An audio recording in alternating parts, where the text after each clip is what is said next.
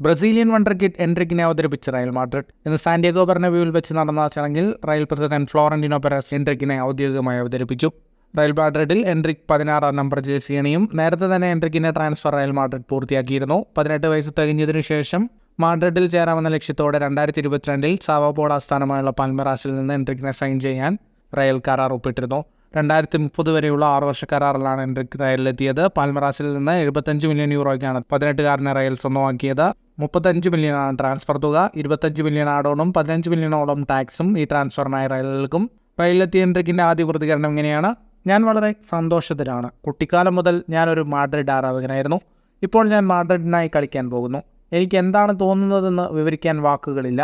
ഞാൻ എപ്പോഴും ഇവിടെ ഉണ്ടായിരിക്കാൻ ആഗ്രഹിച്ചു. മാഡ്രിഡിനായി കളിക്കാൻ ഞാൻ ആഗ്രഹിച്ചു. അതൊരു വലിയ സ്വപ്നമായിരുന്നു.